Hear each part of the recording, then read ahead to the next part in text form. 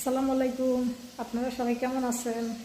তো আমাদের বাসায় এলো আজকে 2-3 জন এলো, অফিসে গেছে আর 2-3 জন যায়নি, অসুস্থ, সব অসুস্থ। তো এদিকে রান্না বসায় দিছি, আজকে একটু তাড়াতাড়ি রান্না বসাইছি, বুনা করুন। এগুলো গেল মাছ বুনা, আর আমার লেগে কী করতেছি, সারে আনছিল, মূলা শাক আনছিল স্যালাদ খাওয়ার লেগে। ওই ডাডিগুলো আর কি আমি ফালাইনি, মাছ দিয়ে রান্না করে খাওয়ার লেগে রেখে দিছি। তো ওগুলো আর কি আমি মাছ দিয়ে রান্না করবো আমার লেগে আর কি।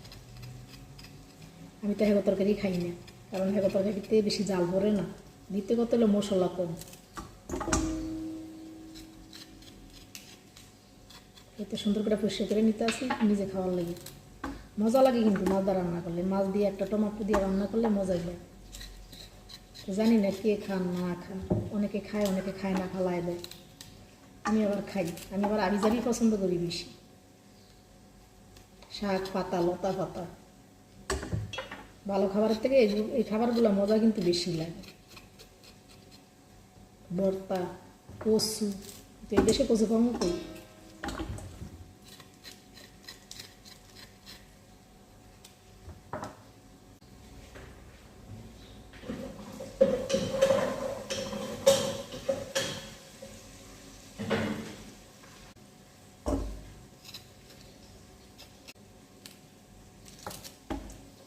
ডাডির তরকারি, একটা টমেটো দিয়ে দিলাম সাথে।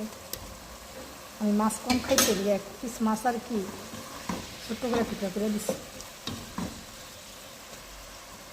এই তো আমার তরকারি রেডি, আলহামদুলিল্লাহ।